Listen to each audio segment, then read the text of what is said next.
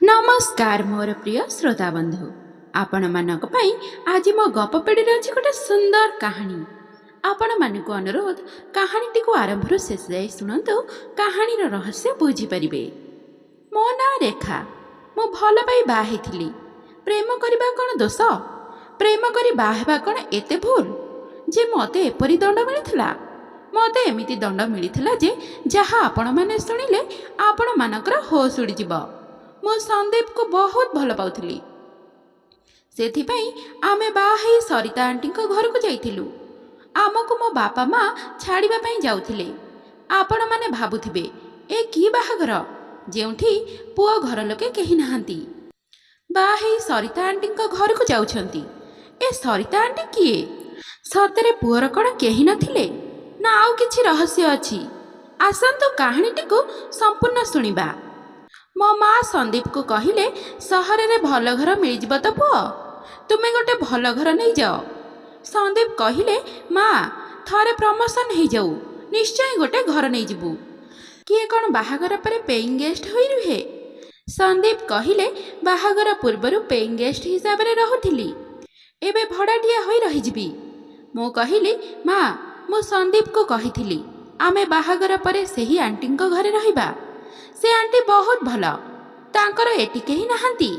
तांको पुओ विदेश रे रहुची, सेथिपई तांकर बड़ बड़ दुईटा रूम रे आमे आराम रे रही जिबू। सबुठारु भल कथा हैला आंटी कहिछंती से तांको पई तो से रोसेई करूछंती, हम दुई जनक पई भी रोसेई कर देबे। से आंटी बहुत भल। आमे जाई आंटी को घरे पहुंची गलु। आंटी बंदापना करी घर को स्वागत कले। संदीप कहिले आंटी ए सबु करबा कोन आवश्यकता थिला? आंटी कहिले तुम माँ थिले एमिति स्वागत करिथांता। मते एसबु करबा पई बहुत खुशी लागुछि। आमर बहुत भल भाबरे स्वागत कले, पूरा निज माँ परी। तांको घरे जणे स्त्री लोक थिले, तांको सहित आमर परिचय करई देले। से तांको छोट बेलर सांग रागिणी आंटी। से आंटी मोर बहुत प्रशंसा करथिले। आंटी आमको आम रूम को नेकी गले। से रूम को बहुत सुंदर भाबरे सजई थिले। मु तांको घर को बाहागर पूर्वरु संदीप को सहित बहुत थर जाइछि। मु तांको कहिली आंटी मु ए रूम को आगुरु केते थर आसीछि, किंतु ए रूम आगुरु तो एते सुंदर नथिला। आपण एते सुंदर सजई छंती। संदीप कहिले आंटी एते सब करबा कोन आवश्यक थिला? आंटी कहिले आरे किछि नहीं, खाली रूम टी को रंग कर देछि। आजि ठारु तुमे तुमर नुआ जीवन एही घरु आरंभ करिवो। किछि नुहे ए सबु, तुम माँ होइथिले कोन एतिकी करि नथांते? आमे दुई जण बहुत खुशी होई गलु। रातिरे खाइबा पई बहुत प्रकारर खाद्य तयारी करथिले। से सकाळ जलखिया रे कोन खाइबे से विषय आलोचना हेउथिला। आंटी कहिले पूरी तरकारी कर देबा, किंतु मो माँ कहिले एते कष्ट करबा दरकार नहीं, सुजी उपमा करिदेले चलिबो। आंटी कहिले ना ना संदीप रो सुजी रे एलर्जी अछि। आमे समस्ते आश्चर्य होई आंटी को चाहिलु। आंटी किपरि संदीप विषय रे एते कथा जानिछंती? आंटी कहिले से एते दिन हेलानी मो पाखरे पेइंग गेस्ट हिसाब रे रही आसीछि, सेथि पई ता पसंद ना पसंद सब जानि परिछि मु। आमे समस्ते खाई सारी सोइबा पई गलु। मो बापा माँ भी सोइबा पई गले। से माने बहुत खुशी थिले। बापा सोइबा पई जाउथिले, तांको गोड़े गोटे कौन बाजीगला। से उठे आनी देखिले कि गोटे फोटो फ्रेम रे फोटो रे सरिता आंटी सहित जड़े पुअर फोटो अच्छी। से पूरा संदीप परी देखा जाउथिला। ठीक सेतिकी बेले सरिता देवी पानी नहीं कि आसिले। मो माँ तांको पचारिले ए फोटो रे किए? संदीप परी पूरा देखा जाउछि। संदीप आपणकर पुओ नुहे तो? बोधहुए आमको किछि लुचा जाउछि, किंतु सरिता देवी किछि उत्तर देले नहीं। सेतिकी बेले रागिणी आंटी आसी पहुँची सबु संभाली नेले। से फोटोरे सरिता देवी पुओ सौरभर फोटो बोली कही बुझेई देले। से विदेश पढ़िबा पई जाइथिला, आउ फेरिला नहीं। आपण तांको काहेकि सब पचारुथिले? देखे सरिता को केते कष्ट हैला। सरिता देवी तांको रूम को आसी बहुत कांदिले। रागिणी आसी सरिता देवी को बहुत बुझेइले। सत कहिबाकू गले संदीप ही सरिता देवी पुओ। पेइंग गेस्ट सब किछि नाटक थिला, किंतु सरिता देवी एही नाटक करी करी थकी गलेनी। ସରିତା ଓ ରାଗିଣୀ ଦୁଇ ସାଙ୍ଗ ଥିଲେ। ସେମାନେ ସ୍ଥିର କରିଥିଲେ କି ରାଗିଣୀର ଝିଅ ନେହା ସହିତ ସନ୍ଦୀପର ବିବାହର ହେବ। ସେମାନେ ବହୁତ ପୂର୍ବରୁ ପରସ୍ପରକୁ କଥା ଦେଇଥିଲେ। କିନ୍ତୁ ସନ୍ଦୀପ ରେଖାକୁ ଭଲ ପାଉଥିଲା। ସେ କହିଲା କି ନେହା କେବଳ ମୋର ଜଣେ ଭଲ ସାଙ୍ଗ, ତାକୁ ସେ କେବେ ବି ସେମିତି ନଜରରେ କେବେ ବି ଦେଖିନି। ସେମାନେ ଯେତେ ବୁଝାଇଲେ ବି ସନ୍ଦୀପ ରାଜି ହେଲା ନାହିଁ। ଶେଷରେ ସରିତା ଓ ରାଗିଣୀ କଥାରେ ବାଧ୍ୟ ହୋଇ ରାଜି ହେଇଗଲେ। କିନ୍ତୁ ଆଉ ଗୋଟେ ଅସୁବିଧା ବି ଥିଲା। ରେଖା ମନରେ ଗୋଟେ ଶାଶୁ ନାଁରେ ଅଜଣା ଭୟ ଥିଲା। ସେ ଶାଶୁ ଘରେ ଶାଶୁ ସହିତ ରହିବ ନାହିଁ ବୋଲି କହିଥିଲା। ଶାଶୁ ବୋହୂ ସମ୍ପର୍କ, ଏହି ସମ୍ପର୍କ ଉପରେ ତା ମନରେ ଗୋଟେ ଅଜଣା ଡର ଘର କରି ବସିଛି। ତା ମନରେ ଡର ଥିଲା କି ଶାଶୁମାନେ ବହୁତ ଭୟଙ୍କର, ସେ ବୋହୂମାନଙ୍କ ଉପରେ ବହୁତ ଅତ୍ୟାଚାର କରନ୍ତି। କିନ୍ତୁ ତୁମେ ଚିନ୍ତା କର ନାହିଁ, ମୁଁ ରେଖାକୁ ବୁଝେଇ ଦେବି। ସନ୍ଦୀପ କ'ଣ କରିବ କିଛି ବୁଝିପାରୁନଥିଲା। ତା ପାଇଁ ରେଖା ଯେତିକି ପ୍ରିୟ, ତା ମା ପାଇଁ ବି ସେ ସେତିକି ପ୍ରିୟ। ସେ କାହାକୁ ଛାଡ଼ି ରହିପାରିବ ନାହିଁ। ରାଗିଣୀ ଗୋଟେ ଉପାୟ କହିଲା, ସନ୍ଦୀପ ତୁ ରେଖାକୁ କହ ତୁ ଏଠି ପେଇଂ ଗେଷ୍ଟ ହୋଇ ରହିଛୁ। ସେ ଏଠି ରହିବା ପରେ ଧୀରେ ଧୀରେ ସରିତା ସହ ମିଶି ତା ମନରେ ଥିବା ଶାଶୁ ପ୍ରତି ଭୟ ଦୂର ହୋଇଯିବ। ଆଉ ଧୀରେ ଧୀରେ ସତ କ'ଣ ରେଖାକୁ କହିଦେବୁ। ଗୋଟେ ଦିନ ମୁଁ ସନ୍ଦୀପଙ୍କ ସହିତ କଥା ହେଉଥିଲି। ମୁଁ କହିଲି ସରିତା ଆଣ୍ଟି ବହୁତ ଭଲ। ଅଫିସରୁ ଆସିବା ପରେ ତାଙ୍କ ହସ ହସ ମୁହଁ ଦେଖିଦେଲେ ଅଫିସର ସବୁ ଥକା ଦୂର ହୋଇଯାଇଛି। କିନ୍ତୁ ସେ ରାଗିଣୀ ଆଣ୍ଟି ବିଲକୁଲ ବି ଭଲ ନୁହେଁ। ସେ ସବୁ କଥାରେ ଇଣ୍ଟରଫେୟାର କରୁଛନ୍ତି। ସେ ଏଠି କେତେ ଦିନ ରହିବେ? ସେ ବହୁତ ଅଜବ। ମୋତେ ସେ ଆଣ୍ଟି ବିଲକୁଲ ପସନ୍ଦ ନୁହେଁ। ସେ ଏଠି ସବୁଦିନ ପାଇଁ ରହିବେ ନାହିଁ ତ? କାଲି ସେ କହୁଥିଲେ କୁଆଡ଼େ ତାଙ୍କ ଝିଅ ନେହା ସହିତ ତୁମ ବାହାଘର ହୋଇଥାନ୍ତା। ମୋତେ ଏସବୁ କଥା ଶୁଣି ଅଜବ ଲାଗିଲା। ତା ପରଦିନ ସକାଳେ ସନ୍ଦୀପ ରାଗିଣୀ ଆଣ୍ଟି ସହିତ କଥା ହେବା ପାଇଁ ଗଲେ। ସେ କହିଲେ ରେଖା ଆଗରେ କହିବା କ'ଣ ଜରୁରୀ ଥିଲା? ସେ ନେହା ସହିତ ମୋର ବାହାଘର ହୋଇଥାନ୍ତା। ରାଗିଣୀ ଦେବୀ ବହୁତ ଚାଲାକ। ସେ ଅଭିନୟ କରିବାରେ ମାଷ୍ଟର। ସେ କହିଲେ ମୁଁ କେବେ ମିଛ କହିପାରେ ନାହିଁ, ଆଉ ସତ କେବେ ଭିତରେ ରଖିପାରେ ନାହିଁ। ରେଖାକୁ ଦେଖି ମୋର ବହୁତ ମନ ହେଲା, ତେଣୁ ନିଜ ମନର କଥା ସବୁ କହିଦେଲି। ଠିକ୍ ଅଛି ଆଣ୍ଟି, କିନ୍ତୁ ଆପଣ ଏଠି ଯେତେ ଦିନ ଯାଇ ଅଛନ୍ତି, ଆପଣଙ୍କୁ ଗୋଟେ ଅନୁରୋଧ, ଆପଣ ରେଖା ସହିତ ବେଶୀ କଥା ହୁଅନ୍ତୁ ନାହିଁ। ଆରେ ମୁଁ ଏଠି କେବଳ ତୋ ମା ପାଇଁ ଅଛି। ତା ଦ୍ୱାରା ସବୁଦିନ ଏ ନାଟକ ହୋଇପାରୁନାହିଁ। କାଳେ କେଉଁଦିନ ତା ମୁହଁରୁ ସତ ବାହାରିଯିବ, ସେଥିପାଇଁ ମୁଁ ଏଇଠି ଅଛି। ହଉ, ଯଦି ମୁଁ ଏଇଠି ରହୁଛି ବୋଲି ତୁମ ସଂସାରରେ ଅସୁବିଧା ହେଉଛି, ତାହେଲେ କାଲି ମୁଁ ଏଇଠୁ ଚାଲିଯିବି। ଆଣ୍ଟି ମୁଁ ଏଇଟା କହୁନଥିଲି କି ଆପଣ ଏଠି ଚାଲିଯାଆନ୍ତୁ, କିନ୍ତୁ ମୁଁ ବହୁତ ଜଲ୍ଦି ଏ ନାଟକ ଶେଷ କରିବା ପାଇଁ ଚାହୁଁଛି। ଆଉ ଜଲ୍ଦି ଏ ନାଟକ ମୁଁ ହିଁ ଶେଷ କରିବି। ଗୋଟେ ଦିନ ସକାଳେ ମୁଁ ଜଳଖିଆ ଖାଉଥିଲି। ରାଗିଣୀ ଆଣ୍ଟି ଆସି ମୋ ପାଖରେ ବସିଲେ ଆଉ ମୋ ସହିତ କଥା ହେଲେ।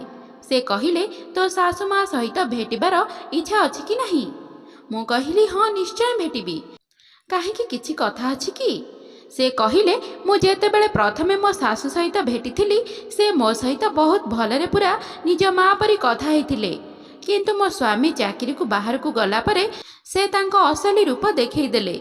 ସେ ବିଭିନ୍ନ ଉପାୟରେ ମୋତେ ଡରେଇ ରଖିବା ପାଇଁ ଚେଷ୍ଟା କରୁଥିଲେ, କିନ୍ତୁ ମୁଁ ବିଲକୁଲ ଡରୁନଥିଲି। ସେ ଜାଣିଶୁଣି ମୋତେ ଡରେଇବା ପାଇଁ ଚାହୁଁଥିଲେ। ସନ୍ଦୀପ ଫୋନ୍ କରି କହିଲେ କି ଆଜି ସରିତା ଆଣ୍ଟିଙ୍କ ଜନ୍ମଦିନ। ମୁଁ ଆଶ୍ଚର୍ଯ୍ୟ ହୋଇ ପଚାରିଲି ତୁମେ କେମିତି ଜାଣିଲ? ଜାଣିଲ ଯେ ଆଣ୍ଟିଙ୍କ ଜନ୍ମଦିନ ବୋଲି? ସନ୍ଦୀପ ଟିକେ ଡରିଯାଇ କହିଲା ରହିବା ପୂର୍ବରୁ ଯେଉଁ ଏଗ୍ରିମେଣ୍ଟ ହୋଇଥିଲା, ମୁଁ ଆଧାର କାର୍ଡ଼ରୁ ତାଙ୍କ ଜନ୍ମ ତାରିଖ ଦେଖିଥିଲି। ହଉ ଛାଡ଼, ତାଙ୍କ ପାଇଁ କେକ୍ ନେଇକି ଯିବି କି ନାହିଁ କୁହ? ହଁ, କେକ୍ ସହିତ ଭଲ ଗିଫ୍ଟ ଗୋଟେ ଆଣିଥିବ। ଆଜି ଆମେ ଘରେ ଖାଇବା ନାହିଁ, ନହେଲେ ଆଣ୍ଟି ନିଜେ ରୋଷେଇ କରିବେ ଆଜି। ଆମେ ଗୋଟେ ଭଲ ହୋଟେଲକୁ ଯାଇ ଖାଇବା। ହଉ ଠିକ୍ ଅଛି, ମୁଁ ସରିତା ଆଣ୍ଟି ଓ ରାଗିଣୀ ଆଣ୍ଟିକୁ ଜଣାଇ ଦେଉଛି। ମୁଁ କହିଲି ସେ ରାଗିଣୀ ଆଣ୍ଟିକୁ ନେବା ନାହିଁ। ସନ୍ଦୀପ କହିଲେ ରାଗିଣୀ ଆଣ୍ଟି ଗଲେ ସରିତା ଆଣ୍ଟିଙ୍କୁ ହିଁ ବହୁତ ଭଲ ଲାଗିବ। ରାତିରେ ଆମେ ସମସ୍ତେ ଗୋଟେ ଭଲ ହୋଟେଲକୁ ଗଲୁ। ସେଠି କେକ୍ କାଟି ଆଣ୍ଟିଙ୍କର ଜନ୍ମଦିନ ସେଲିବ୍ରେଟ୍ କଲୁ। ମୁଁ କହିଲି ରାଗିଣୀ ଆଣ୍ଟି କହୁଥିଲେ କି ମୁଁ ବହୁତ ଜଲ୍ଦି ମୋ ଶାଶୁଙ୍କ ସହିତ ଭେଟିବି, କିନ୍ତୁ ମୋତେ ବହୁତ ଡର ଲାଗୁଛି। ମୁଁ ତାଙ୍କୁ କେବେ ବି ଦେଖି ନାହିଁ, ତାଙ୍କ ବିଷୟରେ କିଛି ଜାଣିନାହିଁ। ସେ କେମିତି ହୋଇଥିବେ? କିନ୍ତୁ ସେ ଯଦି ଆପଣଙ୍କ ପରି ହୋଇଥିବେ, ମୁଁ ନିଜକୁ ବହୁତ ଭାଗ୍ୟବତୀ ବୋଲି ଭାବିବି। ଆପଣଙ୍କର ଯିଏ ବି ବୋହୂ ହୋଇଥିବ ସେ ଦୁନିଆର ସବୁଠାରୁ ଭାଗ୍ୟଶାଳୀ ଝିଅ ହୋଇଥିବ। ରାଗିଣୀ ଆଣ୍ଟି ବି କହିଲେ, ହଁ ସରିତା, ତୁ ଏତେ ଭଲ ସ୍ୱଭାବର ଯେ ଯିଏ ତୋ ବୋହୂ ହେବ ସେ ବହୁତ ଲକି ହେବ। ହୋଟେଲରେ ଖାଉଥିଲୁ, ସନ୍ଦୀପର ଅଫିସରୁ ଫୋନ୍ ଆସିଲା। ସେ କାଲି ସକାଳୁ ବମ୍ବେ ଯିବେ ଓ ସନ୍ଧ୍ୟାରେ ଫେରି ଆସିବେ। ସନ୍ଦୀପ ସକାଳୁ ସକାଳୁ ବମ୍ବେ ଚାଲିଗଲେ। ସରିତା ଦେବୀ ବଜାର ବାହାରିଲେ ତାଙ୍କ ସାଙ୍ଗ ରାଗିଣୀକୁ ନେଇ। ରାଗିଣୀ ଆଣ୍ଟିକୁ ଡାକିଲେ, କିନ୍ତୁ ମୁଣ୍ଡବିନ୍ଧା ହେଉଛି ବୋଲି ମିଛ ବାହାନା କରି ଗଲେ ନାହିଁ। ସରିତା ଆଣ୍ଟି ଏକା ବଜାର ଗଲେ। ମୁଁ ମୋ ରୁମ୍ରେ କିଛି କାମ କରୁଥିଲି। ରାଗିଣୀ ଆଣ୍ଟି ଆସି ମୋତେ କହିଲେ, ତୋ ଶାଶୁ ନାଁ କ'ଣ ଜଣାଅଛି କି ନାହିଁ? ମୁଁ ଡରି ଡରି କହିଲି, ନନ୍ଦା। କାହିଁକି କେଜାଣି ରାଗିଣୀ ଆଣ୍ଟିକୁ ଦେଖିଲେ ମୋତେ ଭଲ ଲାଗେ ନାହିଁ। ତାଙ୍କ କଥାବାର୍ତ୍ତା ବହୁତ ଅଜବ ଲାଗେ। ଆରେ ପୁରା ନାଁ କ'ଣ? ମୁଁ ପୁଣି କହିଲି, ନନ୍ଦା ମାଥୁର। ତୁ ବହୁତ ଜଲ୍ଦି ତୋ ଶାଶୁ ସହିତ ଭେଟିବୁ। ଆ ମୋ ସହିତ, ତତେ ଗୋଟେ ଜିନିଷ ଦେଖେଇବି। ମୋ ହାତ ଧରି ତାଙ୍କ ରୁମ୍କୁ ନେଇଗଲେ। ତୁ ଯେଉଁଦିନ ପ୍ରଥମେ ତୋ ଶାଶୁକୁ ଭେଟିବୁ ଏଇଟା ନେ, ସେହିଦିନ ତାଙ୍କୁ ଉପହାର ଦେବୁ। ଗୋଟେ ବୋହୂ ତରଫରୁ ଶାଶୁ ପାଇଁ ଏଇଟା ଭଲ ଗିଫ୍ଟ ହେବ। ଏହା କହି ଗୋଟେ ନେମ୍ ପ୍ଲେଟ୍ ମୋ ହାତରେ ଧରେଇ ଦେଲେ। ସାଥିରେ ସୁଧା ମାଥୁର ଲେଖା ଥିଲା ଓ ସେଇଟା ବହୁତ ପୁରୁଣା ବି ଥିଲା। ମୁଁ ତାଙ୍କୁ କହିଲି, ତାଙ୍କ ନେମ୍ ପ୍ଲେଟ୍ ଆପଣଙ୍କ ପାଖରେ କାହିଁକି ଅଛି? ଆଉ ଏଇଟା ବି ବହୁତ ପୁରୁଣା ଲାଗୁଛି। ଆରେ ତା ନେମ୍ ପ୍ଲେଟ୍ ମୋ ପାଖରେ ରହିବ ନାହିଁ ତ ଆଉ କାହା ପାଖରେ ରହିବ? ଏଇଟା ମୋ ଅତି ପ୍ରିୟ ସାଙ୍ଗର ନେମ୍ ପ୍ଲେଟ୍। ସୁଧା ମାଥୁର ମୋର ଅତି ପ୍ରିୟ ସାଙ୍ଗ, ମୋ ଝିଅର ହେବାକୁ ଯାଉଥିବା ଶାଶୁ। ବୋକି ଝିଅ ତୁ। ଯାହାକୁ ସରିତା ଆଣ୍ଟି କହୁଛୁ ସେ ସରିତା ନୁହେଁ, ସୁଧା। ସୁଧା ମାଥୁର ମୋ ଝିଅର ଆଗାମୀ ଶାଶୁ ଓ ତୋର ନାଟକୀୟ ଶାଶୁ। ସେ ଗୋଟେ ଫଟୋ ବାହାର କରି ଦେଖେଇଲେ। ସେଥିରେ ସରିତା ଆଣ୍ଟି ଓ ସନ୍ଦୀପଙ୍କ ଫଟୋ ଥିଲା। ସେ କହିଲେ, ଦେଖ ଇଏ କିଏ? ସନ୍ଦୀପର ଅସଲି ମା। ମୁଁ ଦେଖିକି ଆଶ୍ଚର୍ଯ୍ୟ ହେଇଗଲି। ସନ୍ଦୀପ ମୋତେ କାହିଁକି ଏତେ ମିଛ କଥା କହିଥିଲେ? ସେ କ'ଣ ପାଇଁ ମୋତେ ତାଙ୍କ ମାଆଙ୍କୁ ଆଣ୍ଟି କହି ଘର ମାଲିକାଣୀର ପରିଚୟ ଦେଇଥିଲେ? ଠିକ୍ ସେତିକି ବେଳେ 2 ଜଣ ଲୋକ ଆସି ପହଞ୍ଚିଗଲେ। ସେମାନେ ଗୋଟେ କପଡ଼ାରେ ମୋ ମୁହଁକୁ ବାନ୍ଧି ବନ୍ଦ କରିଦେଲେ, ଯେମିତି ମୁଁ ଚିଲେଇ ନ ପାରିବି। ସେମାନେ ମୋତେ ଗୋଟେ କାର୍ଟୁନ୍ ଭିତରେ ପୂରେଇ କୁଆଡ଼େ ନେଇଗଲେ। ମୁଁ କିଛି ଜାଣିପାରିଲିନି। କିଛି ସମୟ ପରେ ସରିତା ଆଣ୍ଟି ବଜାରରୁ ଫେରି ଦେଖିଲେ କି ନେମ୍ ପ୍ଲେଟ୍ ବଦଳି ଯାଇଛି। ରେଖାକୁ ଲୁଚେଇବା ପାଇଁ ସୁଧା ମାଥୁର ବଦଳରେ ସରିତା ମାଥୁରର ନେମ୍ ପ୍ଲେଟ୍ ଲାଗିଥିଲା। କିନ୍ତୁ ଏବେ ସୁଧା ମାଥୁରର ନେମ୍ ପ୍ଲେଟ୍ ଲାଗିଛି। ସରିତା ଏହା ଦେଖି ରାଗିଣୀକୁ ଯାଇ କହିଲା, ଆରେ ଏ କ'ଣ? ନେମ୍ ପ୍ଲେଟ୍ କିଏ ବଦଳେଇ ଦେଇଛି? ରାଗିଣୀ କହିଲା, ଆଜି ମୁଁ ବହୁତ ଖୁସି। ସରିତା ଦେବୀ ରାଗି ଘର ଭିତରକୁ ଗଲେ। ଘରେ ସରିତା ଦେବୀ ଓ ସନ୍ଦୀପର ସବୁ ଫଟୋ କାନ୍ଥରେ ଲାଗିଛି, ଯାହାକୁ ସେ ବାହାର କରି ରଖିଦେଇଥିଲେ। ଆରେ ରାଗିଣୀ, ଏସବୁ କାହିଁକି କରିଛୁ? ରେଖା ଯଦି ଦେଖିବ କ'ଣ ବୁଝିବ? ତୁ ବୁଝିପାରୁଛୁ ତ? ରାଗିଣୀ କହିଲା, ଆରେ ଦେଖିବ କ'ଣ? ରାଗିଣୀ କହିଲା, ଆରେ ଦେଖୁ, ଆମେ ତ ତାକୁ କହିଥାନ୍ତେ ନା। ସରିତା ଆଣ୍ଟି ମୋ ରୁମ୍କୁ ଯାଇ ଦେଖିଲେ କି ମୁଁ ନଥିଲି। ସେ ବୋଧହୁଏ ସବୁ ବୁଝିପାରିଲେ କି କଥା କ'ଣ। ସେ ତଳକୁ ଆସି ରାଗିଣୀ ଆଣ୍ଟିକୁ କୁଣ୍ଢେଇ ପକେଇଲେ। ଆରେ ତୁ ତ କରିପାରିଲୁ। ମୁଁ ଜାଣିଥିଲି ତୁ ନିଶ୍ଚୟ କିଛି ନା କିଛି କରିବୁ ବୋଲି। ଆରେ ସୁଧା, ତୁ ଏସବୁ ଜାଣିଥିଲୁ? ହଁ ମୁଁ ଜାଣିଥିଲି। ଏ ବାହାଘରକୁ ମୁଁ ମାନେ ନାହିଁ। ଏ ବାହାଘର ବାହାଘର ନୁହେଁ। ଅସଲି ବାହାଘର ତୋ ଝିଅ ନେହା ସହିତ ହେବ। ମୁଁ ତ ନାଟକ ସେହିଦିନ ଠାରୁ କରିଥିଲି। ତୁ ଯେଉଁଦିନ ଘର ମାଲିକାଣୀର ଅଭିନୟ କରିବା ପାଇଁ କହିଥିଲୁ, ମୁଁ ସେଦିନ ସବୁ ବୁଝିପାରିଥିଲି। ସେହି ଦିନଠାରୁ ମୁଁ ଏହି ନାଟକ କରିଚାଲିଥିଲି। ତୁ ଏବେ ସନ୍ଦୀପକୁ ଫୋନ୍ କର। ଆରେ ଏବେ ସନ୍ଦୀପକୁ କାହିଁକି ଫୋନ୍ କରିବା? ଏବେ ଯଦି ସନ୍ଦୀପକୁ ଆମେ ଫୋନ୍ ନ କରିବା ସେ ଆମକୁ ସନ୍ଦେହ କରିବ। ସେମାନେ ସନ୍ଦୀପକୁ ଫୋନ୍ କରି ଡାକିଲେ।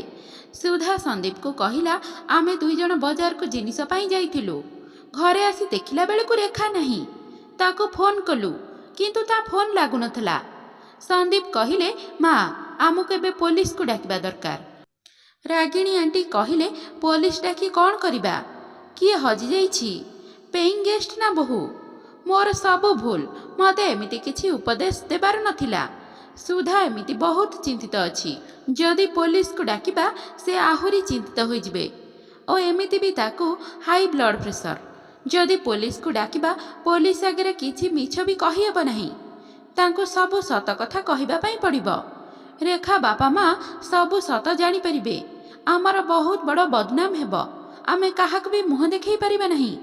ସନ୍ଦୀପ ବହୁତ ବ୍ୟସ୍ତ ହୋଇପଡ଼ିଲେ। ସେପଟେ ମୋ ମା ବି ମୋ ସହିତ କଥା ହେବା ପାଇଁ ଫୋନ୍ କରୁଥାନ୍ତି, କିନ୍ତୁ ମୋ ଫୋନ୍ ନ ଲାଗିବାରୁ ସେ ସନ୍ଦୀପକୁ ଫୋନ୍ କରିଥିଲେ। ସନ୍ଦୀପ ମିଛ କହି ତାଙ୍କୁ ବୁଝେଇଦେଲେ।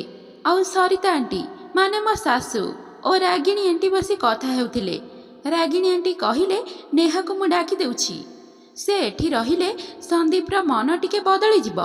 କିନ୍ତୁ ମୋ ଶାଶୁ ମା କହିଲେ ପାଗଳ ହେଇଗଲୁଣି କି?